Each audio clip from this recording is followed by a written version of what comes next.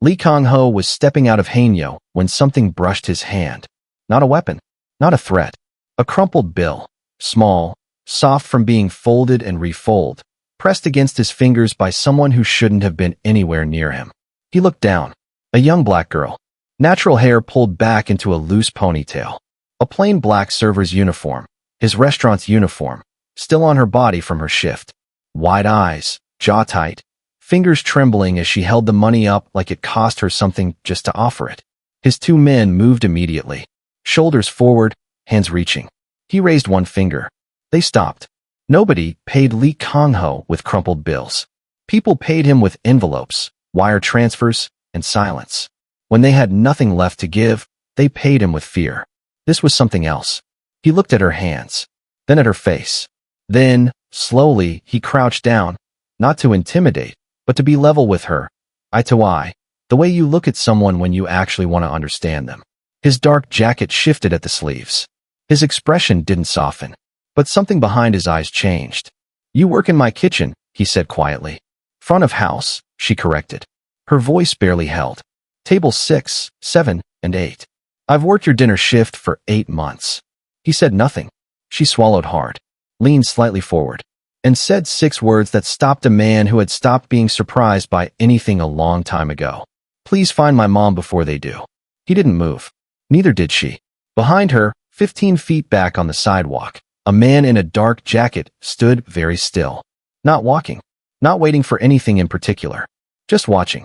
The kind of still that meant he had been there longer than he should have been. Lee Kong-ho noticed the man. Then he looked back at Naomi. At the tension in her jaw.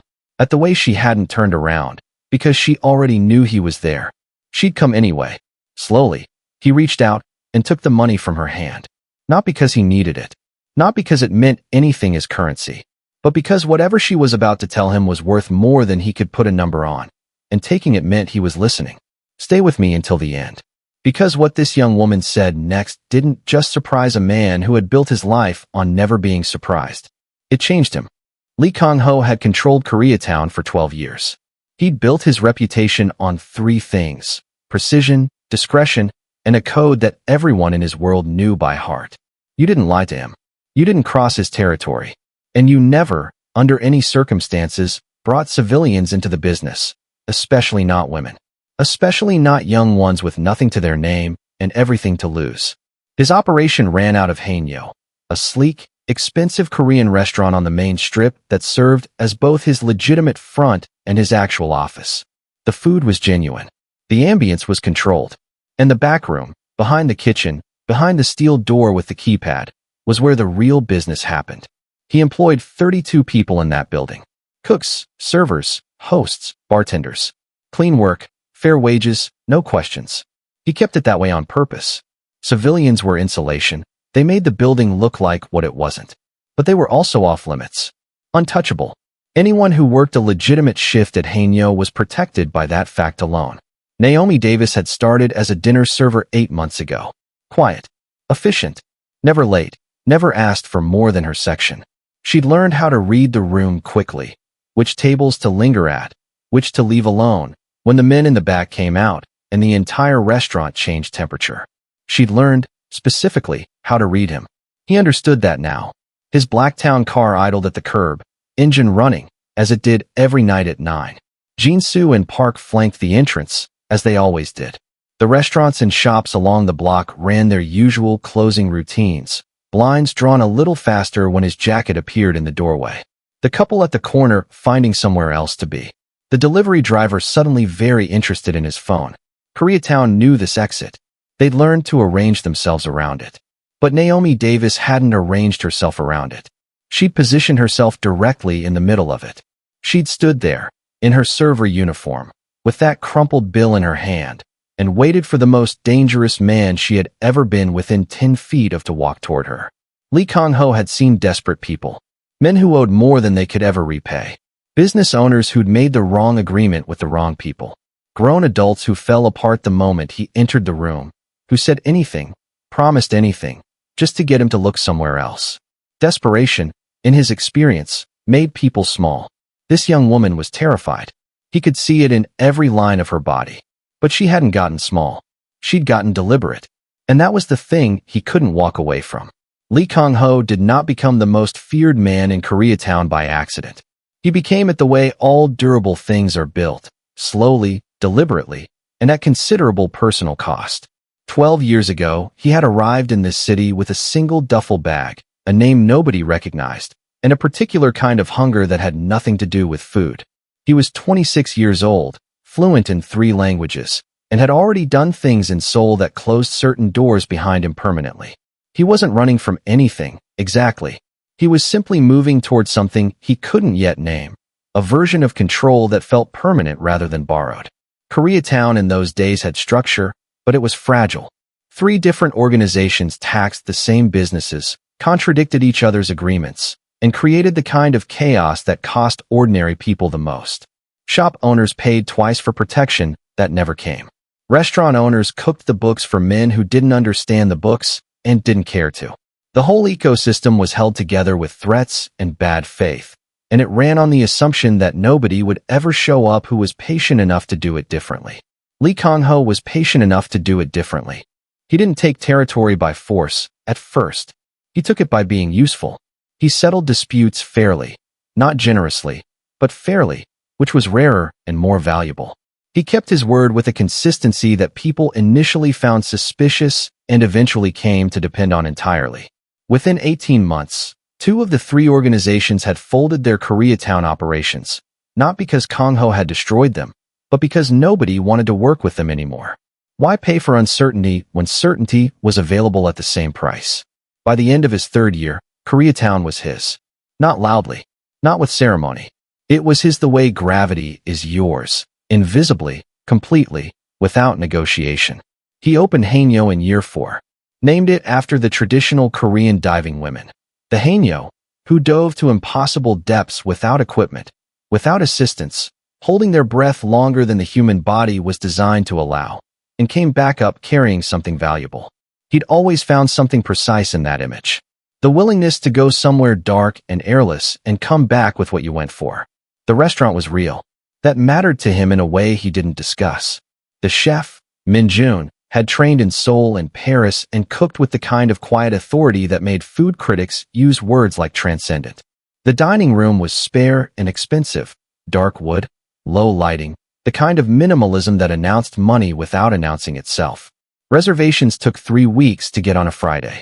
The food press had written about it twice. Neither article mentioned the back room. The back room was where Kong-ho actually lived. Not literally. He had an apartment 12 floors above the restaurant. Clean and nearly empty, the kind of space that suggested someone lived there without revealing anything about who. But the back room was where his world had its weight. Steel door, keypad, a long table with a single overhead light, maps of the district on one wall, a whiteboard on another, always erased before anyone outside his circle entered. 3 chairs that had been in that room, so long they'd shaped themselves to the people who used them. He ran his operation from that table with the same principles he'd started with.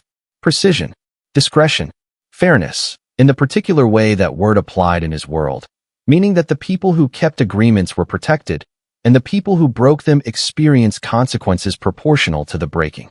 No more, no less. He didn't enjoy violence. He understood it as a language, and he spoke it only when the situation had run out of other vocabulary. The code had 3 pillars that were not negotiable under any framing. No women. Not as targets, not as leverage, not as instruments of pressure against the men in their lives. He had seen that weapon used too many times in too many ways, and he had made a decision early that his organization would not be one that reached for it. This was not softness. It was a line drawn in concrete, and everyone who worked under him knew exactly where it was. No children. This needed no explanation. Anyone who required an explanation for this rule was not someone Kong-ho employed. No innocence. This one was the most complicated to enforce, because the definition of innocent was sometimes contested. But Kong-ho's definition was simple. People who had not chosen this world did not get dragged into it. The restaurant workers.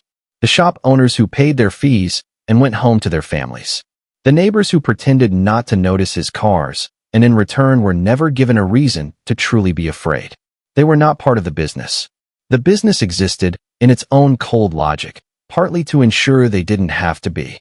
His men understood these rules not because they were written anywhere, but because they had watched what happened when someone tested them. Twice in 12 years, someone had. Both times, the correction had been swift and complete and had not required repeating. This was the order Lee Kang-ho had built, and it held because he held it, personally, consistently, without delegation on anything that mattered. What the order cost him was something he had stopped calculating long ago. He was 38 years old, and he ate most of his meals alone. He had lieutenants he trusted operationally and kept at a distance personally. He had no one in the apartment upstairs who expected him to come home at any particular hour. He had built a world so thoroughly organized around control that the space inside it where a different kind of life might have existed had simply filled in, the way scar tissue fills in, smooth and functional and incapable of feeling very much. He told himself this was the design. That isolation was the cost of what he'd built, and the cost was worth the building. He believed it, mostly, the way you believe something you've stopped examining. There were moments, rare and quickly buried, when something surfaced that he didn't have a category for. A family leaving Haeuneo on a Friday night, the father carrying a child who'd fallen asleep against his shoulder. A late conversation in the back room that ran past midnight, his lieutenant Jin-soo laughing at something unexpected, and Kang-ho noticing the laugh without joining it. Small moments that arrived without warning and were gone before he could decide what to do with them. He had a memory he did not revisit voluntarily. He was 9 years old, and his mother was leaving for a night shift at the textile factory outside Incheon, and she stopped at the door and adjusted his collar before she left. A small, automatic gesture, the kind of thing you do when you love someone and your hands know it even when you're tired and running late. He never saw her again after that night. The factory fire was in the newspapers for 2 days and forgotten by the third. The system that should have caught him afterward didn't. He learned, at 9, and then at 10, and then at 11, in increasingly concrete terms, that systems did not catch people like him. People like him caught themselves, or they didn't. He had caught himself. He had built, from that catching, something that no system could threaten or ignore or set on fire and move on from in 48 hours. He had built Koreatown's silence. And inside it, he had been, for 12 years, completely, efficiently, and almost convincingly fine. The night Naomi Davis stepped in front of his car with a crumpled bill and 6 words that didn't make sense yet, he was 48 hours from a meeting that would expand his territory south to the waterfront. His operation was at its most stable point in 5 years. His restaurant had a wait list. His backroom had order. He had absolutely no reason to stop walking. He stopped anyway. And somewhere beneath 12 years of constructed silence, beneath the scar tissue and the code and the careful architecture of a life built to never again be helpless, something that had been very still for a very long time shifted almost imperceptibly in his chest. He didn't name it yet. He just crouched down, looked at the young woman in front of him, and listened. Naomi Davis had not always been the kind of person who made plans. Growing up, she had been the kind of person things happened to, the kind of person who responded, adjusted, absorbed, and kept moving. That was the skill her life had required most.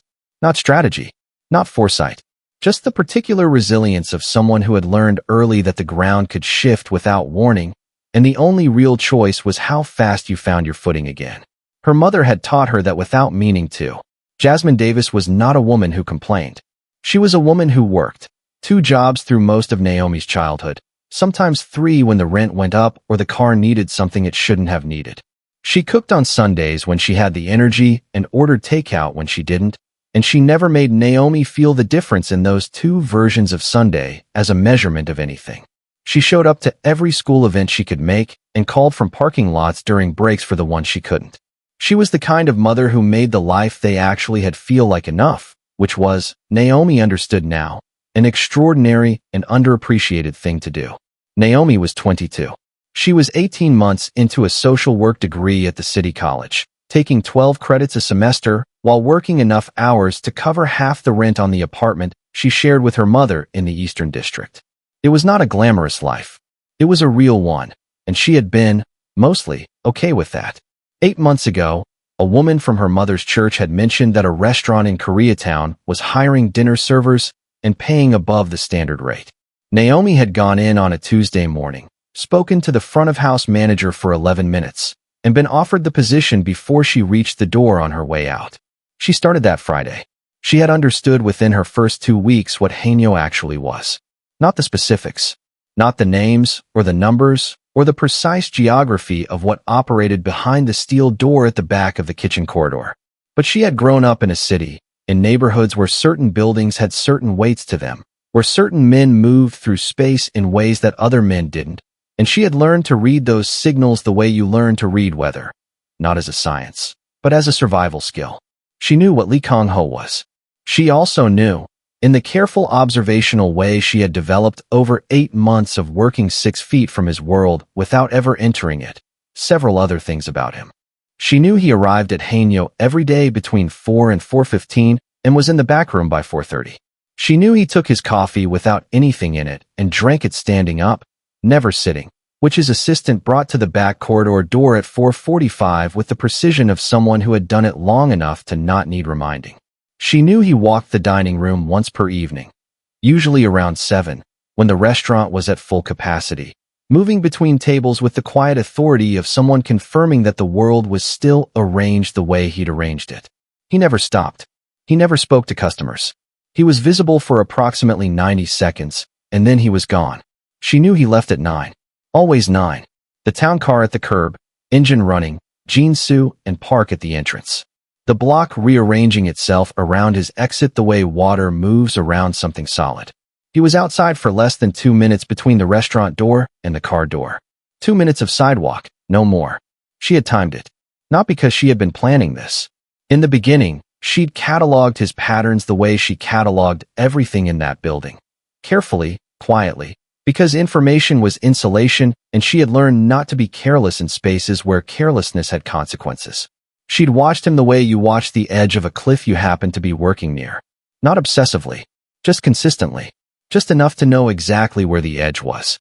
When her mother didn't come home 2 nights ago, Naomi had spent the first 6 hours doing everything you were supposed to do. She called Jasmine's phone until the voicemail filled.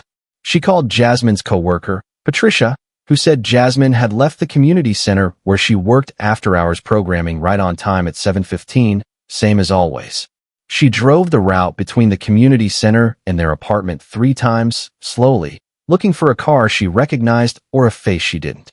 She went to the police station on Mercer Street at 1 in the morning and sat across from a desk officer who typed Jasmine's name into a system, looked at a screen Naomi couldn't see, and told her that adults had the right to go where they wanted, and that 48 hours was typically the threshold for a formal missing persons report. He had said it kindly. That had almost made it worse. She'd gone home. She hadn't slept. She'd sat at the kitchen table and thought, with the particular cold clarity that arrives when panic has burned itself out, and what's left is just the problem, about what she actually knew. She knew her mother was not the kind of woman who went somewhere without saying. In 22 years, Jasmine Davis had never once gone unreachable without warning. Not once. Naomi didn't need 48 hours to know something was wrong. She needed 0. She knew the police were not going to help. Not on the timeline that mattered. Maybe not at all. She had grown up with enough examples of that particular institutional failure to not spend her energy being surprised by it. She knew she had no money. $63 in her account, and a shift tip from Friday night still in her jacket pocket. She knew she had no connections to anyone who could find a missing person quickly and without bureaucratic delay. She knew she had no leverage, no influence, and no obvious options. And then she thought about 9 o'clock. She had lain awake until 5 in the morning arguing with herself about it.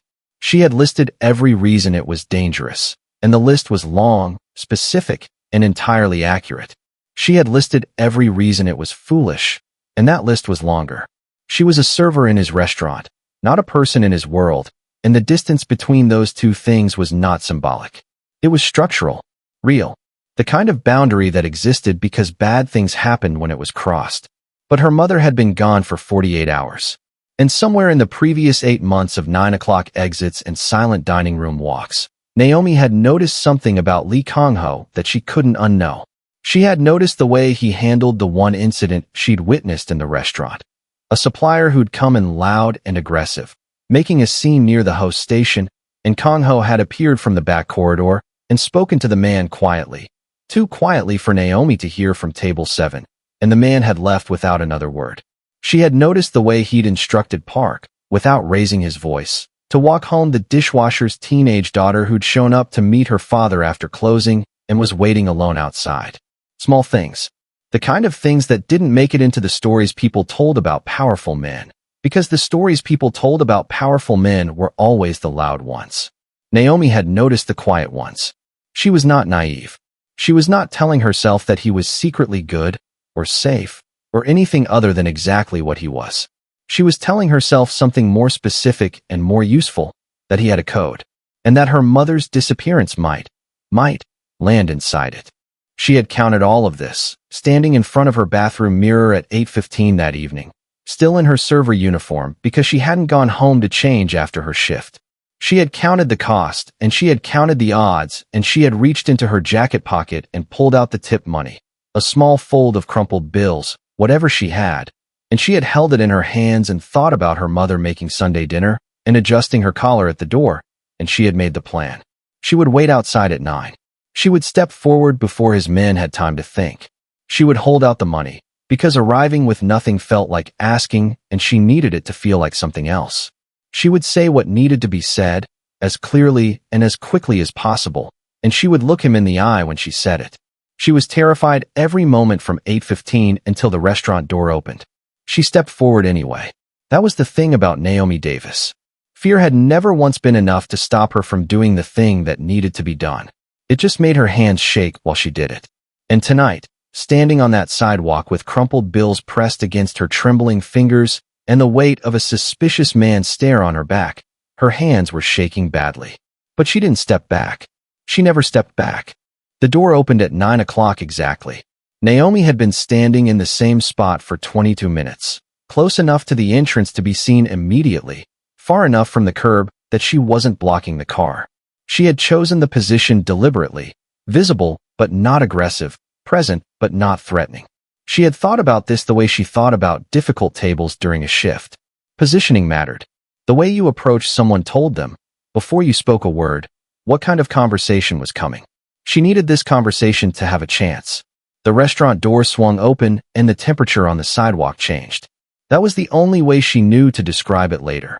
Not that anything moved dramatically or that anyone made a sound, but that the air itself seemed to recalibrate around his presence.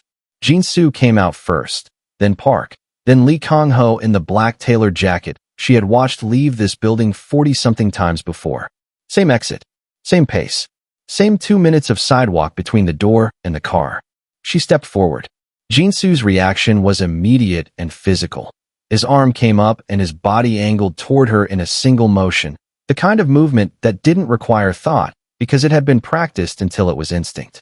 Park moved to the other side, closing the angle, and for one suspended second Naomi felt the full weight of what she had decided to do pressed down on her chest like something structural. Then she held out the money with both hands. Fingers tight, arms slightly extended, the crumpled bills catching the yellow light from the restaurant window. Lee Kang-ho raised one finger. His men stopped. He looked at her hands, then at her face. The pause lasted perhaps 3 seconds and felt considerably longer. His expression gave nothing away in the broad sense. No alarm, no warmth. But his eyes were doing something precise and rapid that she recognized from watching him move through the dining room. He was reading, processing, filing. He reached out and took the money from her. Not quickly, deliberately. The way you accept something when you're deciding, in the act of accepting it, what it means. You work front of house, he said. His voice was level and quiet, carrying just far enough to reach her. Table 6, 7, and 8, she said. 8 months. He looked at her for another moment. Then he crouched, a movement that surprised her more than anything else he could have done. This man in an expensive suit lowering himself to her eye level on a public sidewalk, his sleeves bending at the wrists, his full attention arriving at the height of her face like something being formally delivered. "Tell me what you need," he said. And she said it. 6 words, clean and direct, the way she had practiced them in her bathroom mirror because she knew if she started explaining from the beginning, she would lose him before she got to the part that mattered. "Please find my mom before they do." Something in his face shifted. Not dramatically. Not the way faces shift in movies, with sudden emotion filling every feature. It was smaller than that, and more significant, A single degree of change in the set of his jaw, a stillness in his eyes that was different from the stillness that had been there before. The stillness of something that had just been given a reason to pay attention. Who is they, he said. She had prepared for questions. She had rehearsed the answers the way she rehearsed difficult conversations. Not word for word, but structurally, knowing which details mattered most and in what order. She told him her mother's name. Jasmine Davis. 51 years old. Runs after-school programming at the East Side Community Center on Hallett Street. Has worked there for 6 years. Never missed a shift. Never gone unreachable without warning. Missing since 7:15, Monday evening, confirmed by her co-worker who watched her leave. Kang-ho listened without interrupting. She told him about the police. The desk officer. The 48-hour threshold. The screen she couldn't see and the kind tone that had changed nothing. He nodded once, slowly. Why her, he said. Why now? What did she see? Naomi had been waiting for this question because it was the one she had almost not let herself ask. When Patricia, her mother's co-worker, had called back at 3 in the morning, she hadn't called to give comfort. She had called because something was sitting on her chest, and she needed to put it somewhere. She'd told Naomi that 2 weeks ago, Jasmine had been leaving the community center late, past 10, finishing a grant report that was due the next morning. She'd used the side exit, the one that opened onto the alley connecting Hallett Street to the port access road. And she had seen 2 men she didn't recognize loading something into a vehicle that was parked there without its lights on. One of the men was in a city vehicle. She could tell by the plates. The other man she didn't know. She had told Patricia. She had not told anyone else, because she was not the kind of woman who went looking for trouble, and she had decided it was probably nothing, or probably something she didn't understand, and either way not her business. 48 hours later, she didn't come home. Kang-ho was very still when Naomi finished. The kind of still that wasn't passive. It was concentrated, the way silence in certain rooms is not the absence of something, but the presence of thought moving very fast in a very small space. The city vehicle, he said. Did your mother describe it? Plates, department markings, anything. Patricia said she mentioned Port Authority insignia. He looked at her steadily. Your mother didn't go to the police with this. No. Why not?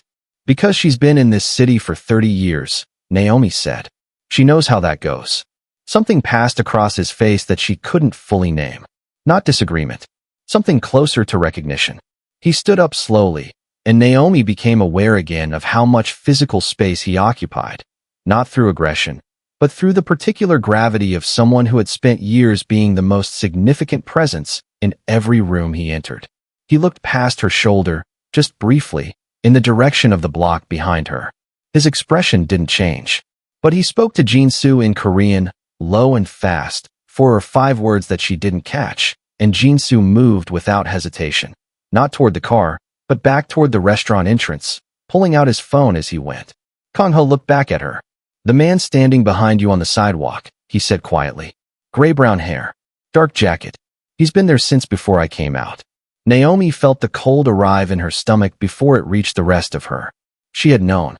She had felt it on her back for 20 minutes and had made the decision not to look, because looking would have meant confirming it, and confirming it before she had accomplished what she came here to do might have been enough to make her leave. How long has he been following you? Kang-ho asked. I don't know, she said, and her voice stayed even, which surprised her. I noticed him outside the restaurant at the end of my shift. I thought, she stopped. She had thought maybe she was being paranoid. She had decided it didn't matter, because nothing that man could do to her on this sidewalk was worse than what would happen to her mother if Naomi went home without doing this. Kang-ho studied her face with the focused attention of someone recalibrating an assessment. She could feel him revising, not his willingness to engage, but his understanding of what he was engaging with. She had come here already being watched. She had stepped forward anyway. You knew he might be there, he said. It wasn't quite a question. I knew it was possible, she said. I came anyway. The silence between them lasted for seconds. She counted. Then Lee Kang-ho looked down at the crumpled bills still in his hand, and something in his posture changed in a way that was almost invisible and entirely definitive. A settling. A decision arriving in the body before it was spoken aloud. He folded the money once and held it at his side. Tell me everything, he said. From the beginning. Leave nothing out. And behind them both, the man in the dark jacket had not moved. He was still watching, still waiting, Still absolutely certain. In the way that people are certain when they have been doing this long enough to trust their own read of a situation, that the young woman in the server's uniform had nowhere to go and no one who could actually help her. He was already wrong. He just didn't know it yet. He should have sent her away after the first answer. That was the honest accounting of it. By the time Naomi Davis had finished explaining what Patricia had told her, the side exit, the alley, the Port Authority plates, the man her mother hadn't recognized, Kang Ho had enough information to make a clean decision. He understood the shape of what had happened. A civilian witness to something she wasn't meant to see, connected to people with institutional cover and the means to act on their discomfort quietly and quickly. It was not a complicated picture. It was, in fact, a very familiar one. The clean decision was simple. This was not his problem. His operation did not intersect with Port Authority corruption in any way that required him to act. The woman was a server at his restaurant, not a member of his world. Her mother was a stranger. The risk profile of engaging a politically protected network over a civilian matter was substantial and carried no strategic return. Every principle he had built his organization around pointed in the same direction. He stood on the sidewalk and listened to her finish and felt the clean decision sitting right there, available, obvious, and waited for himself to make it. He didn't make it.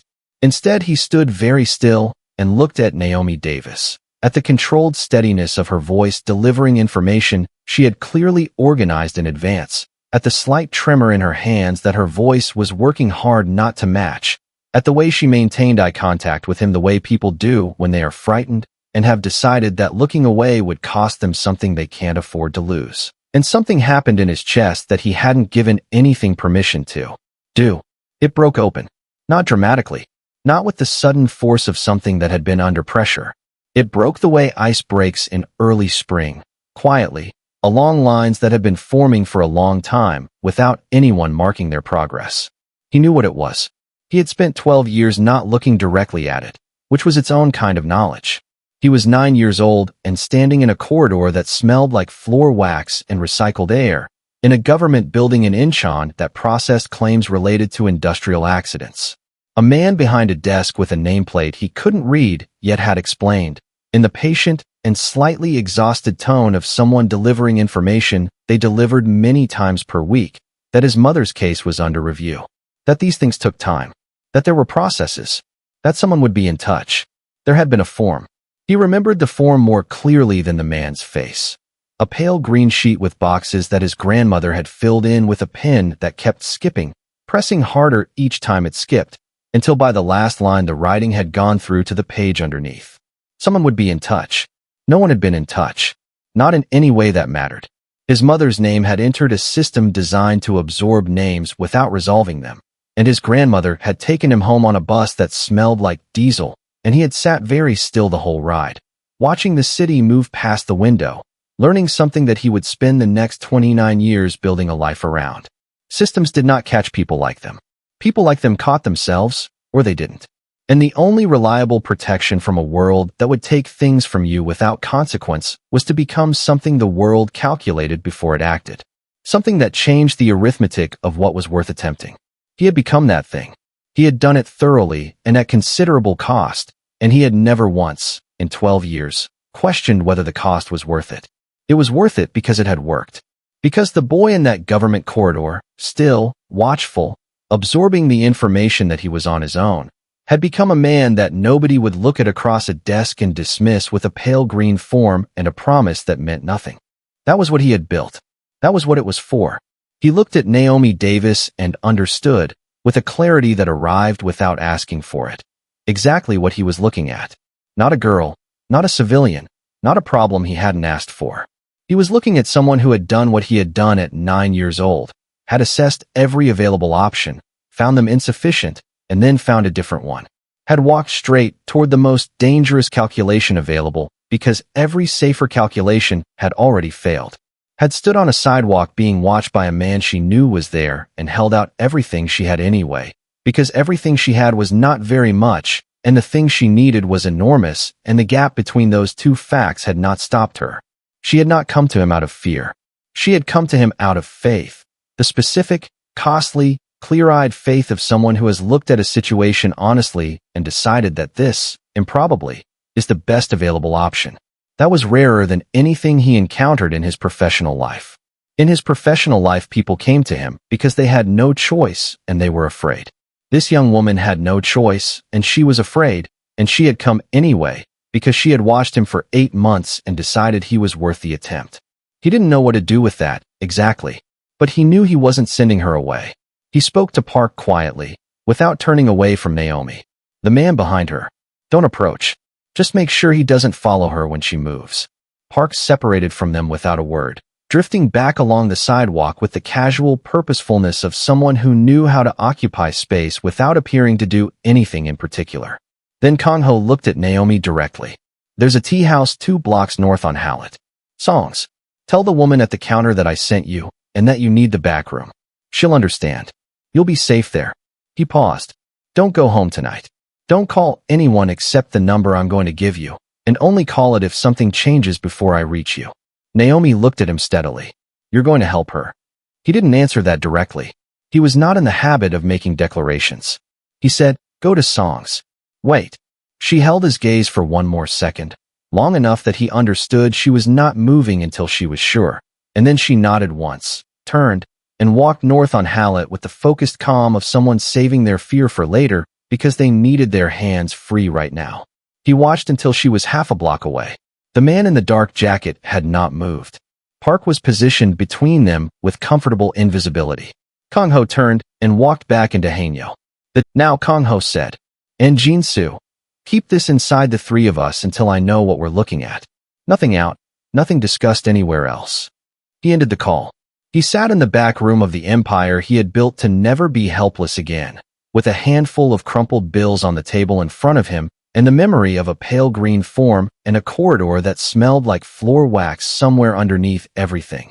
And he made the decision he had already made on the sidewalk without fully admitting it.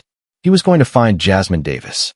Not because it was strategic, not because it benefited his operation or his territory or the careful arithmetic of his professional life. Because a young woman had looked at him specifically, had chosen him deliberately, and decided that he was capable of being more than what the worst parts of his history had made him. He intended to be worth that. By 10:15, the last customer had left Hanyo. Minjun's kitchen finished its closing sequence with the efficient quiet of a crew that had done it 1,000 times. Surfaces wiped, stations broken down, the low mechanical hum of refrigeration units settling into the emptied building. The front-of-house staff collected their things and left through the main entrance in 1s and 2s, the way they always did, the ordinary end of an ordinary service night. The hostess locked the front door from the outside. The lights in the dining room dimmed to their overnight setting. In the back room, they came on brighter. Jin-soo arrived first, setting a laptop and 2 phones on the long table before taking his usual chair to Kang-ho's left. Park came in 2 minutes later, closing the steel door behind him with the soft, definitive sound it always made. Not a slam, just a seal, the specific noise of the outside world being set aside. A third man arrived last, Cho Byum-suk, who everyone called Byum, who had spent 6 years before joining Kang-ho's organization doing intelligence work that he was not specific about, and that Kang-ho had never asked him to be specific about. Byum's particular value was not physical. It was the ability to find information that existed in the spaces between official records, in the gaps, the omissions, the things that had been carefully not written down. He was the person Kang-ho called when the surface of something needed to be turned over. Kang-ho stood at the head of the table. He did not pace. He did not display urgency in any visible way, because urgency in a room with 3 people who needed to think clearly was a contagion, and he had no interest in spreading it. He laid out what he knew in the precise, sequential way he laid out everything. Jasmine Davis, the community center, the side exit, the alley, the Port Authority vehicle, the Monday night timeline. He told them about the man on the sidewalk. He told them Naomi was at Songs. When he finished, the room was quiet for a moment in the particular way of people absorbing information and beginning to move it around. Port Authority vehicle on Hallett Monday night, Jin-soo said, already typing. That access road connects to the secondary loading area for Pier 14 and Pier 15. Both are low traffic, limited camera coverage. He paused, reading something on his screen. Pier 14 had an unscheduled manifest revision, filed Monday afternoon. 3 hours before the Davis woman would have been leaving the community center. Kang Ho looked at him. Who filed it? Working on it. BM had opened his own laptop and was moving through it with the focused speed of someone who knew exactly which doors to try. Port Authority Administration has 7 personnel with city dual classification, meaning they hold both Port Authority credentials and city government access.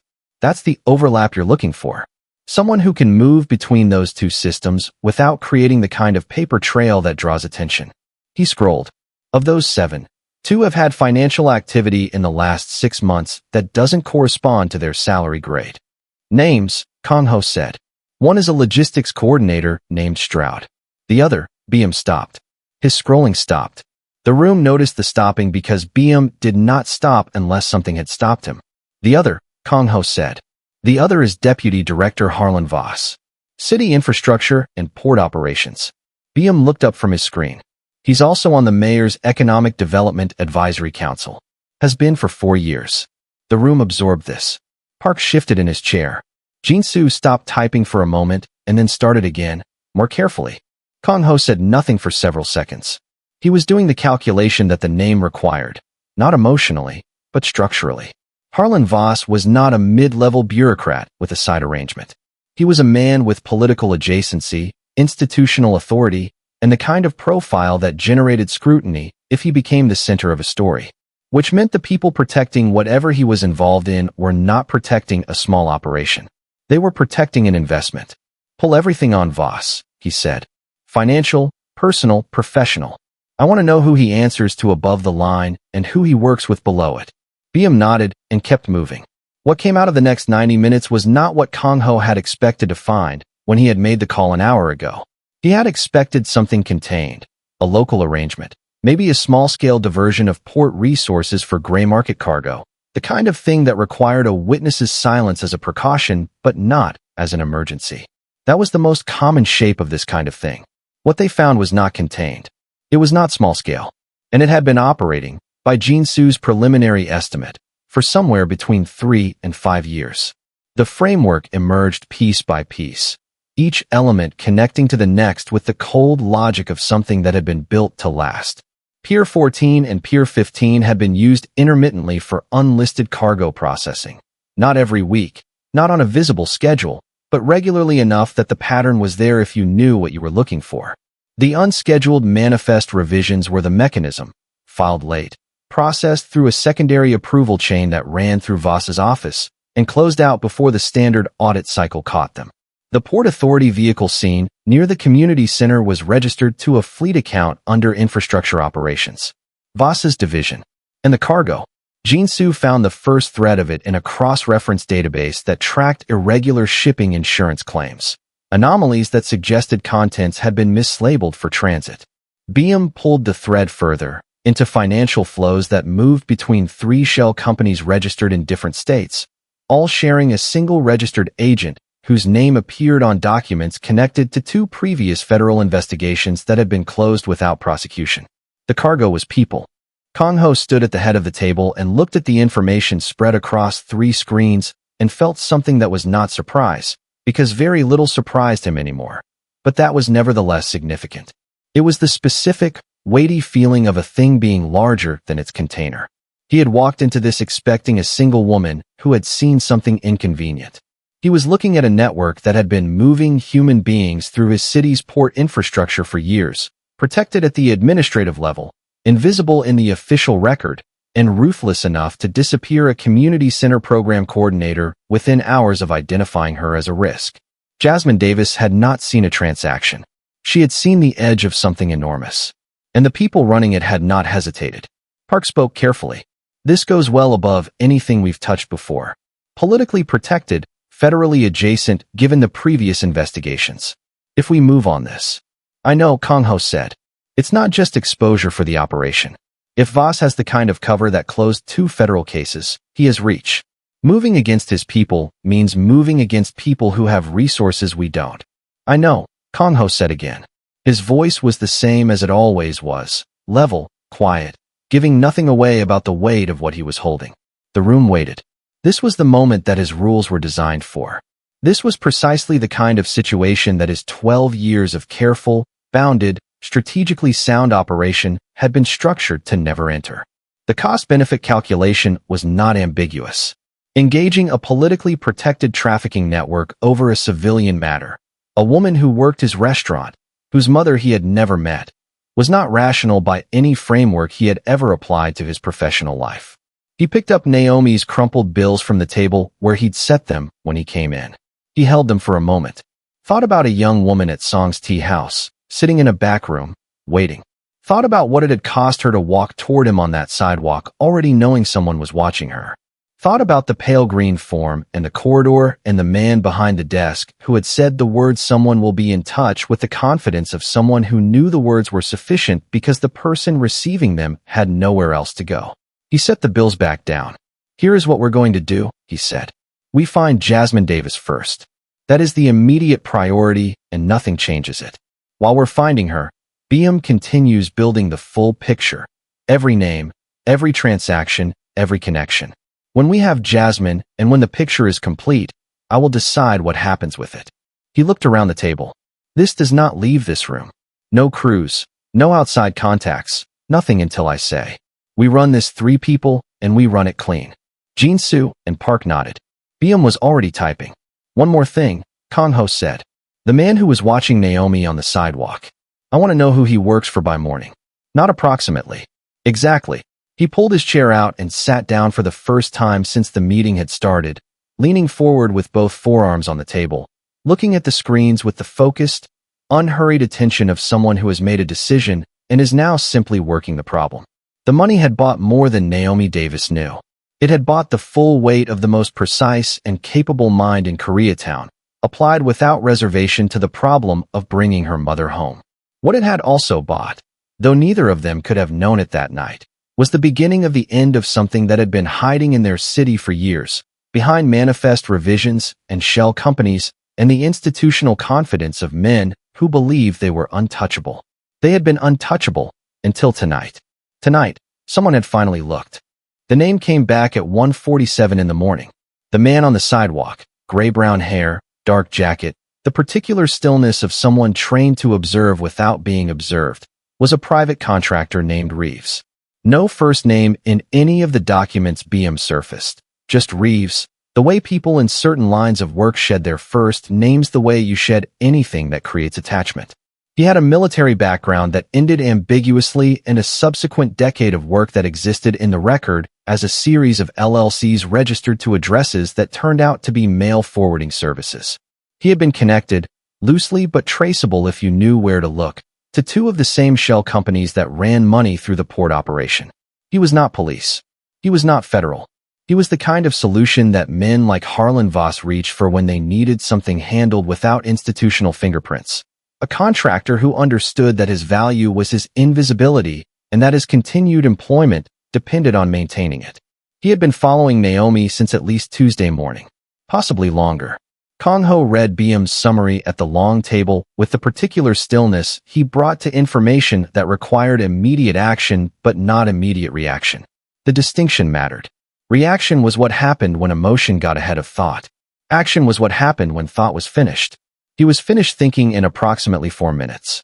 "They know she went to me," he said. BM nodded. Reeves would have reported the contact. "They know she works at Hainyo. They know she approached you, and they know you took the money. Which means they're moving on a shorter timeline than they were yesterday morning." Kang-ho looked at Jin-soo. "Where are we on location?" Jin-soo had been working the location question for 3 hours through a combination of sources. A contact in the Port Authority's Facilities Management Division who owed a debt that had been patient and was now being collected, cross-referenced against the pattern of which facilities had been used for previous unlisted cargo holds, filtered against what had active utility draw tonight versus what was dark. It was painstaking work, and Jin-soo had done it without being asked to explain his methodology because Kang-ho trusted the methodology. "Facility 7C, Jin-soo said. Secondary storage building on the north end of the Pier 15 complex. It's listed as decommissioned. No official activity, no scheduled maintenance. But it's drawing power. Has been since Monday night." He turned his laptop to show the utility data. "Heating element active. which means either someone left the heat on in a building that's been decommissioned for 18 months, or there are people inside that someone doesn't want to be cold. The last part was said without inflection, the way Jin-soo delivered most things, flat, factual, leaving the weight of it to land on its own. The weight landed. Kang-ho studied the facility diagram Jin-soo had pulled from the Port Authority's infrastructure archive. Building 7C was a rectangular structure, single story, no windows on 3 sides, and a row of high, narrow ones on the 4th. 2 entry points, a vehicle bay on the south face, and a personnel door on the east. The surrounding complex was not fully decommissioned, which meant there would be movement in the broader area that provided cover, but also complication. Security at the active sections of the pier ran contracted patrols on a 4-hour rotation. How many inside 7C? Kang-ho said. Minimum 4, based on the vehicle count BM pulled from the access road camera at the Pier 15 perimeter. Could be more. These are not the kind of people who run lean on security when they have something worth protecting. Park leaned forward. If they know Naomi made contact with us tonight, they'll be thinking about timelines.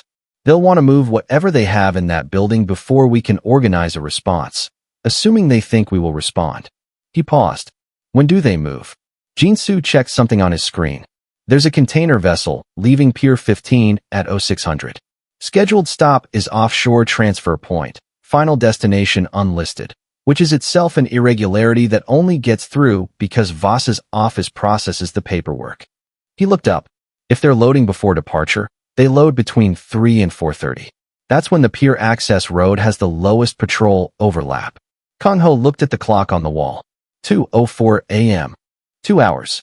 Less. If the people inside 7C were already feeling the pressure of Reeves's report and had decided to move early. He had run operations on tighter timelines. He had made decisions with less information and more uncertainty and come out the other side intact. Time compression was not new to him. He knew how to work inside it. What was new, or rather, what was not new but had not been present for a very long time, was the thing happening underneath the calculation. A pressure that had nothing to do with strategy. Something that his professional mind kept trying to categorize as urgency of operation and his professional mind kept being wrong about, because urgency of operation felt like the tightening of a system, a machine running faster. This was different. This was located somewhere more central than his operational mind. It was in the part of him that had sat on a bus from Incheon watching the city pass a window and understood, in the wordless way of a 9-year-old, that someone he loved had entered a system and the system was not going to give her back. He did not have a name for it anymore. He had spent too long making sure he didn't need one. But it was there, and it was moving him faster than calculation alone would have moved him, and he did not stop to examine it because there was no time and because, underneath everything, he didn't want to. It felt, in some way he couldn't account for, like something working correctly after a long time of being unused.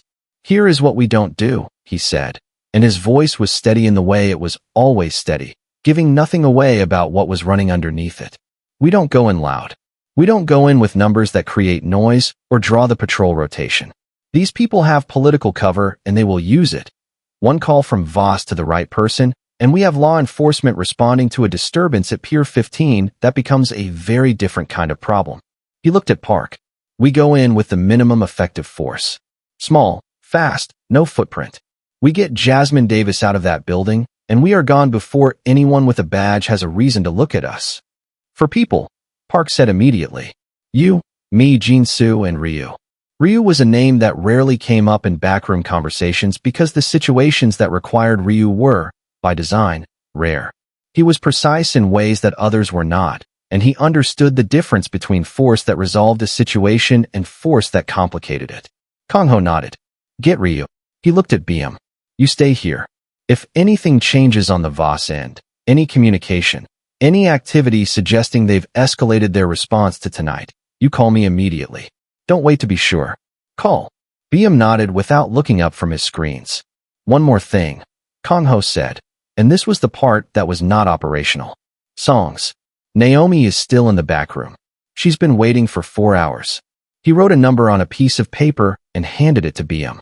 Call this. Tell whoever answers that Kang-ho says she stays there until he comes for her himself. No one else collects her. No one tells her what's happening until I can tell her myself. BM looked at the number, Then, at Kong Ho, with the particular expression of someone who has worked with a person long enough to notice when something is different without being able to name the difference precisely. He said nothing about it. He took the number. Kong Ho stood, buttoned his jacket, and picked up the crumpled bills from the table one more time. He stood there for a moment holding them, these soft, worn pieces of paper that had started this night, and then he put them in his inside jacket pocket, close, where he would feel them. He was not a sentimental man. He would have said that without hesitation about himself for 12 years and believed it completely. He put them in his pocket anyway. "We leave in 10 minutes, he said. "Jasmine Davis comes home tonight." And in the back room of Hainyo, under the bright overhead light, the three men who had been with him long enough to know what mattered and what didn't moved without another word, because some things didn't need to be explained. Some things were simply what you did. They reached the Pier 15 perimeter at 2:41 a.m. Park had driven without headlights for the last 4 blocks, using the ambient light from the active sections of the port complex to navigate, enough glow from the working piers to see by, not enough to make their vehicle visible from a distance. They left the car in the shadow of a decommissioned loading crane 200 meters from the 7C access road, tucked against its base in the way of something that had always been there. The 4 of them moved on foot from that point. The port at this hour had its own particular atmosphere. Not silent, because ports were never truly silent, but emptied of the human layer that gave daytime activity its texture. The machinery sounds continued, distant hydraulics, the low complaint of steel under tension, water moving against concrete pilings somewhere below the embankment. The active piers to the south threw a diffuse light that reached the decommissioned section in fragments, catching edges and surfaces and leaving everything else in gradients of dark. Kong Ho moved at the front, Park to his left, Ryu to his right, Jin-Soo covering the rear and watching the patrol rotation they had timed from the vehicle. They communicated in the minimal way of people who had worked together long enough to share a language of gesture and position, a raised hand, a tilted head, 2 fingers indicating direction. Nothing verbal unless necessary. Nothing that carried. Building 7C resolved out of the dark as they approached, squat, rectangular, the high narrow windows on its east face showing the faintest internal light, barely a seam, the kind of light that meant it was being deliberately minimized from inside. The vehicle bay on the south face had a panel van parked against it, backed in. The personnel door on the east side had a single figure standing outside it, hands in jacket pockets, weight shifted to one leg in the posture of someone who had been standing still for a long time and was managing the tedium of it. Ryu handled the figure at the personnel door so quietly that the man's transition from standing to not standing produced no sound that traveled more than 3 feet. Park took the south corner. Jin-Soo positioned at the vehicle bay to watch the van and the approach road simultaneously. Kong Ho moved to the personnel door with Ryu and they went through it in the sequential, unhesitating way of people entering a space they intend to control. The interior of 7C smelled like salt water, machine oil, and something underneath those things that Kong Ho identified and set aside without dwelling on it. The building was a single open floor with a partial mezzanine along the north wall, the original industrial shelving still in place and mostly empty. The heating element Jin-Soo had identified hummed from somewhere in the northeast corner. Temporary lighting had been rigged along the central beam, battery-powered work lights, the kind you could set up and take down in 20 minutes, casting a flat, shadowless white across the concrete floor. There were 4 men visible. One near the vehicle bay door, one on the mezzanine with a sight line across the full floor, 2 near the northeast corner where the heating element was. Where the heating element was, there were also 3 people who were not Kong Ho's men. 2 women he didn't recognize. And Jasmine Davis, identifiable from the photograph Jin-Soo had pulled from the community center's website during their research, 51 years old, natural gray beginning at her temples, wearing the same clothes she had left work in on Monday evening. She was conscious. Her wrists were bound with zip ties to a horizontal pipe that ran along the lower section of the shelving unit. She was sitting on the floor with her back against the shelving, her legs extended, her head up. She was looking at the center of the room with the particular focused stillness of someone who had been afraid for a very long time and had reached the place on the other side of fear where you simply wait, because waiting is the only available action and it is better than coming apart. The next 40 seconds moved the way these things always moved, faster in execution than in description, each action triggering the next with the compressed logic of a sequence that had been thought through in advance and was now simply completing itself. The man near the vehicle bay went down before he processed the entry. Ryu moved to the mezzanine with a speed that made the elevation advantage irrelevant before the man above could use it. That left two men near the shelving. Near Jasmine. They were faster than the others. Professional in a way the others hadn't been. Their response time was shorter, their movements deliberate rather than reactive, and one of them had a hand on Jasmine's zip tie before Kong-ho had covered half the floor. A leverage position. The oldest negotiating tool in a situation like this. It didn't work the way they intended because Ryu, from the mezzanine he had just cleared, was already repositioned with a sight line that the man holding Jasmine's restraint had not accounted for. The calculation changed in the man's face in the moment he understood it had changed, a brief, specific recalculation visible in his eyes, and that moment of recalculation was what Kong-ho needed. He covered the remaining distance, and the man who had been reaching for leverage found that the leverage had inverted. It was not loud. It was not dramatic in the way that violence in films is dramatic, with space given to it and music under it, and the weight of meaning distributed evenly across the scene. It was functional and final and lasted approximately 8 seconds, and when it was over, the two men near the shelving unit were no longer a problem, and Kong-ho was crouching in front of Jasmine Davis with a folding knife open, cutting the zip ties at her wrists. She looked at him with the eyes of someone trying to determine whether the category of her situation had changed or merely the personnel. It was a reasonable question, and he didn't take it personally. "Your daughter sent me," he said. It was the same thing he would say in the car, and again at songs, and he said it now because it was the most important piece of information he could give her, and he wanted her to have it immediately. "Naomi is safe. You're going to see her tonight."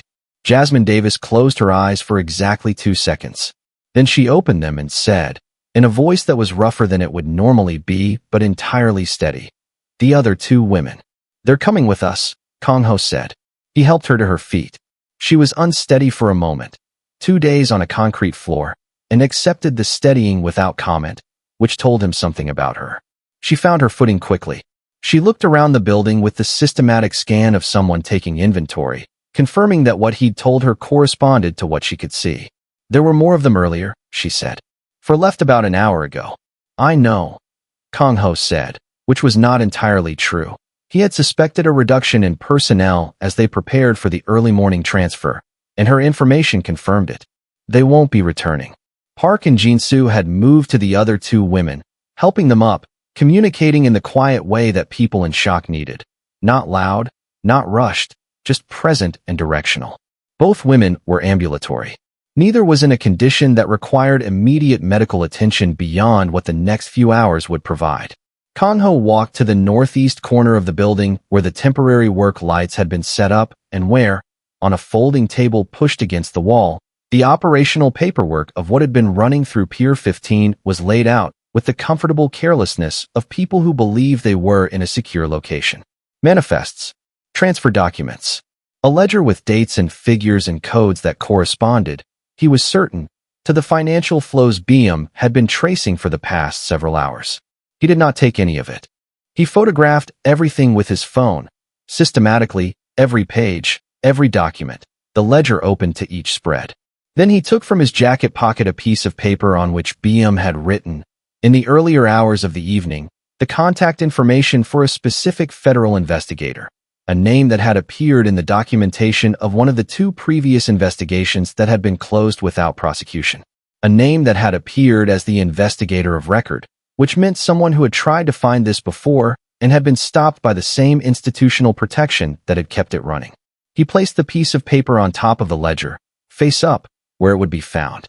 Then he walked to the personnel door where Ryu was waiting, and he left the building without looking back. The walk to the car took 4 minutes. The drive away from the pier complex took 7.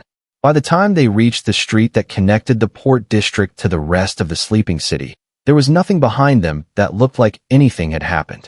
In the back seat, Jasmine Davis sat between Ryu and Jin-soo with her hands in her lap, not speaking, looking at the city moving past the window.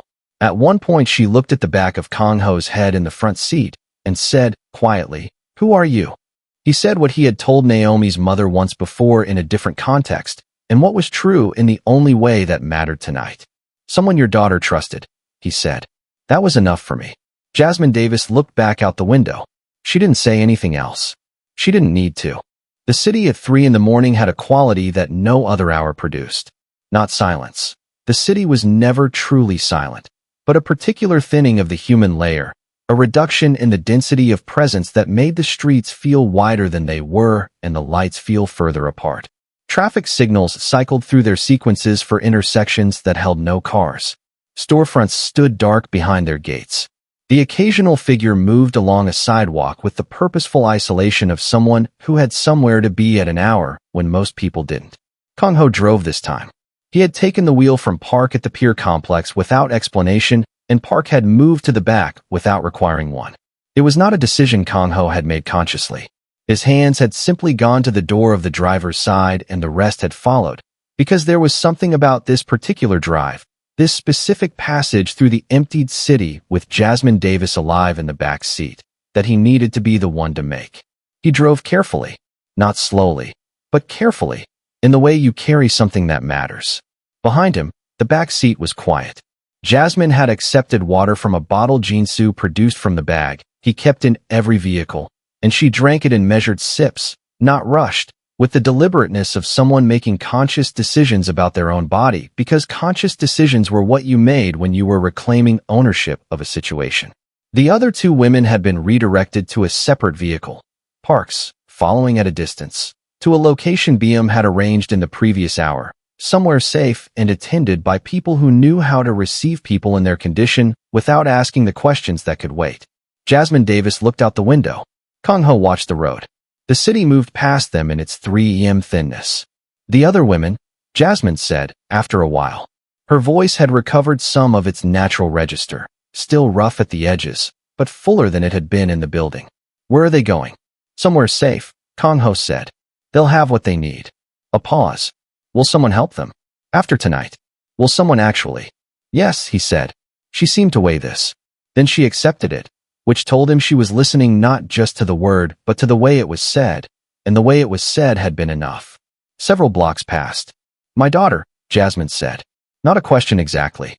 More like a word she needed to say out loud to make it real in the space of the car.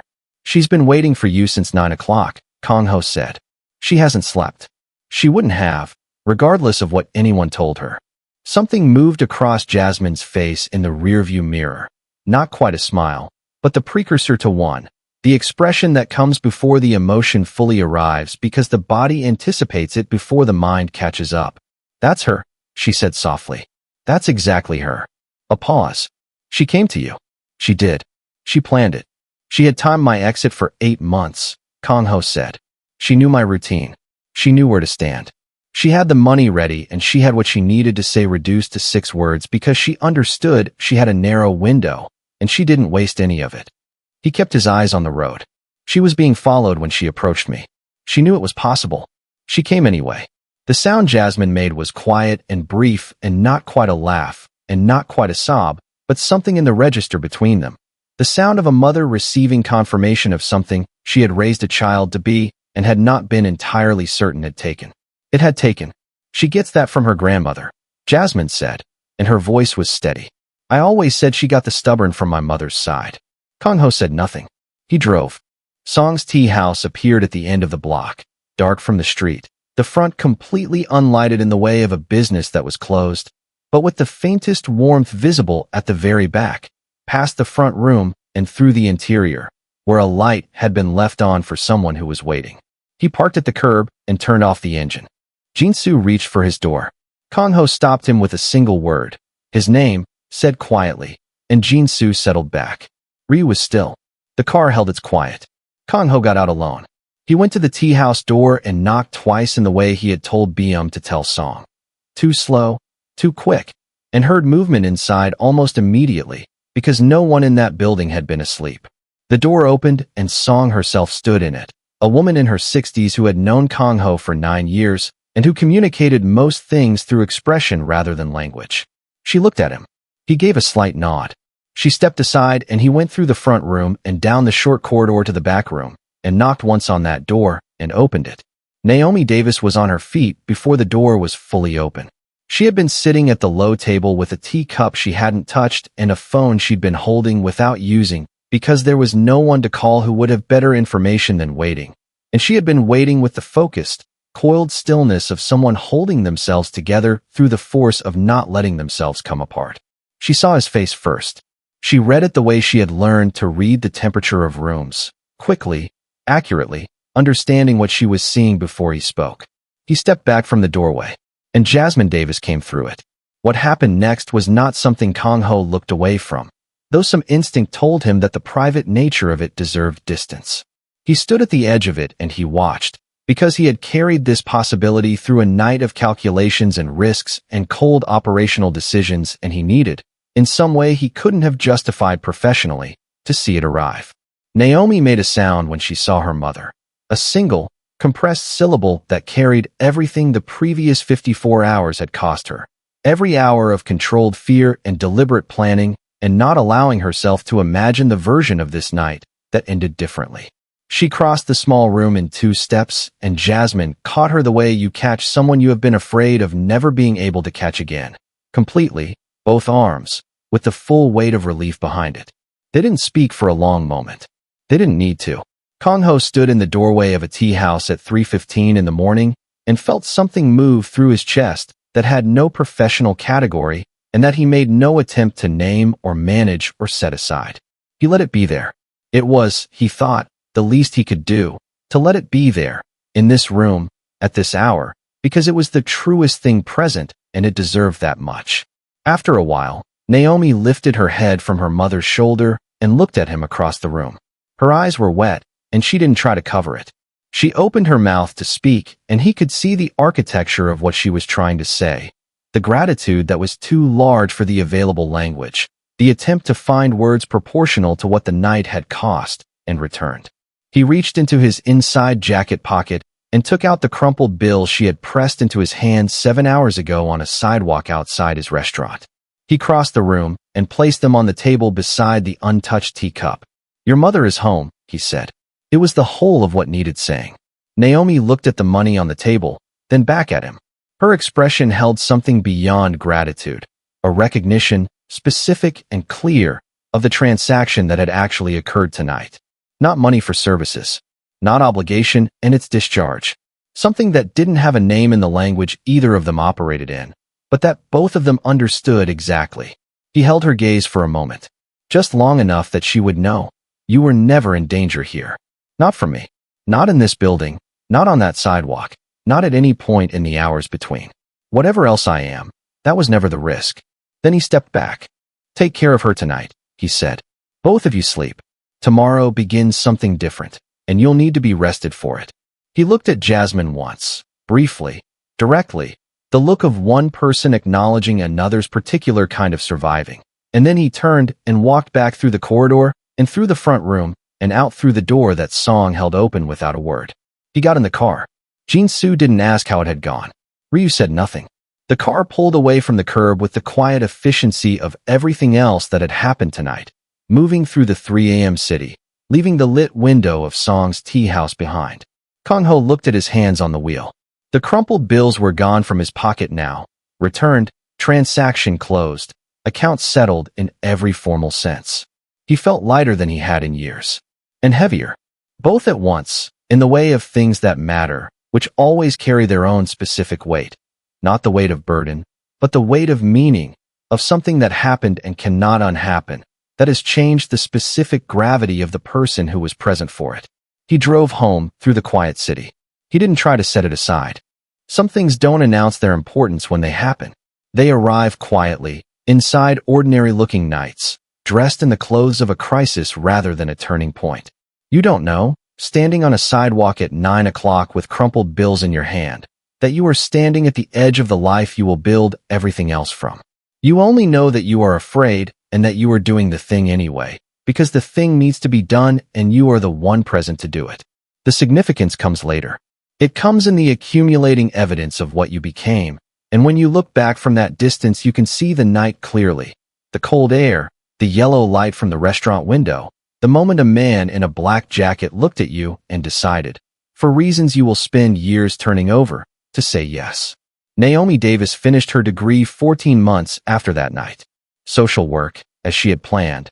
At the city college she had been attending 12 credits at a time, while waiting tables and managing fear and becoming, without fully realizing it, someone who understood from the inside what it meant to need help and find it.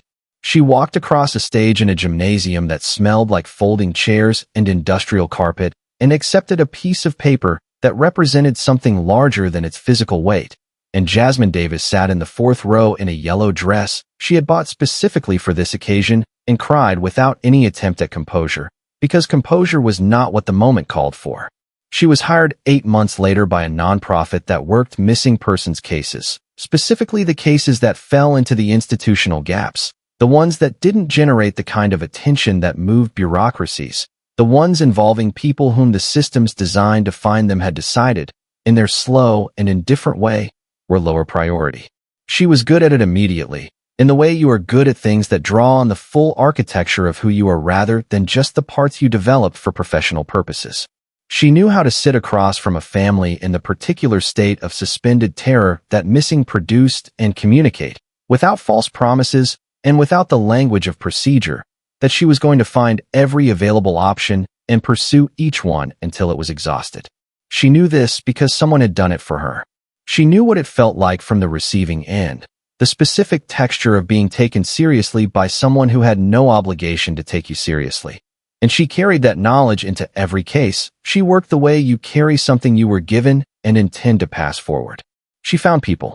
Not every time. Because the work was real and real work did not produce perfect outcomes, but often enough that her name began to be known in the communities where the gaps were widest and the need was most acute. She built a network of contacts that crossed the conventional boundaries of her field, people in official positions and people outside them, people who operated in daylight, and people who operated in the hours she had learned, on one particular night, not to be afraid of. She never discussed the specific geography of that network with her colleagues. Some of it was not discussable. All of it was useful. Jasmine Davis, for her part, went back to the community center on Hallett Street 3 weeks after that night, after the federal investigation had begun to move in the way that federal investigations moved when someone finally had the documentation to make them move, slowly, then all at once.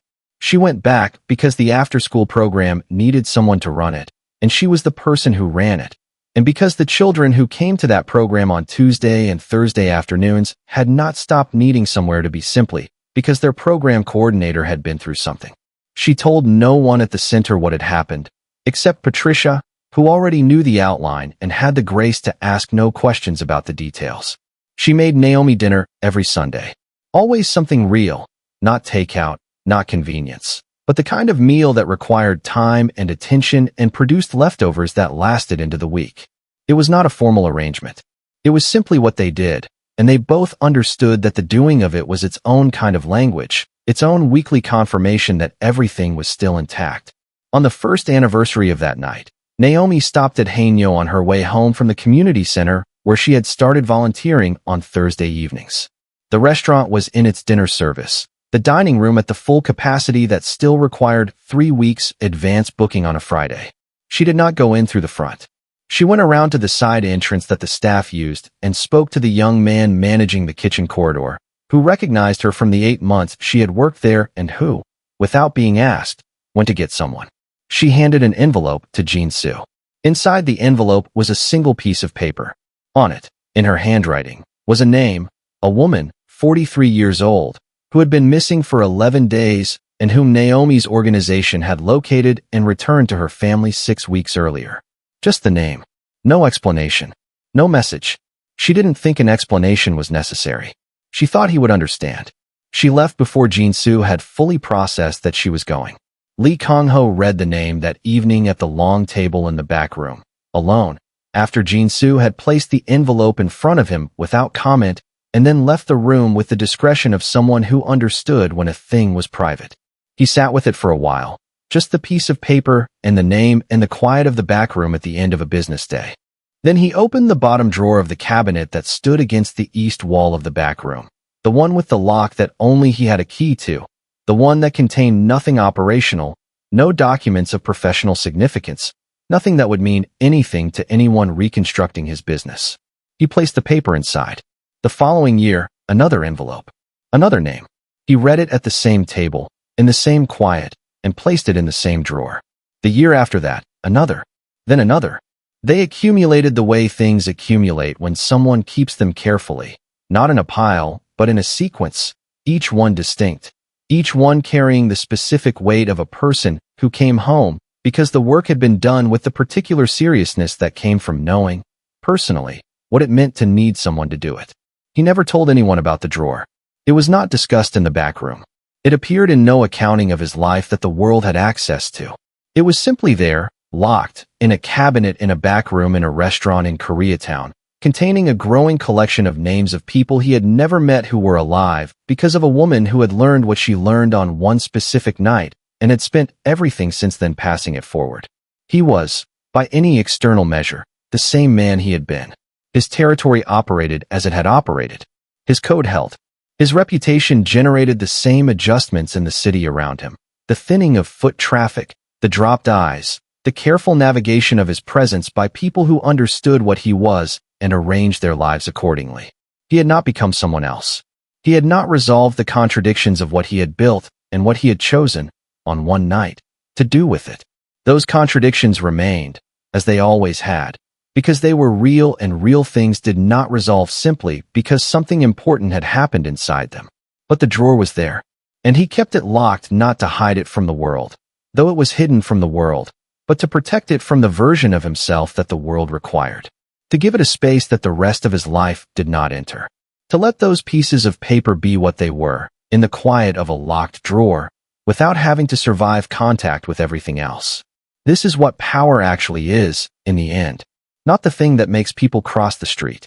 Not the territory, the code, the reputation built over 12 years of careful and costly decisions. Those things were real. They had their own weight and their own truth, and he had paid for all of them in ways he could account for exactly. But power, the kind that meant something, the kind that left evidence of itself in the world that wasn't fear, was this. A young woman with almost nothing in her hands and a surveillance operative at her back had looked at him across a sidewalk at 9 o'clock and decided, against the full weight of available evidence, that he was worth trusting, that he was capable of more than what the worst of him had built, and he had chosen to be what she decided he was. That was the thing in the locked drawer. Not paper, not names, not the annual record of someone's good work. The evidence, kept carefully, year after year, that the choice had been worth making. That he had been, on one night when it mattered completely, exactly what one person needed him to be. That was enough. It had always been enough. He had simply needed, for 12 years, someone to show him where to look for it.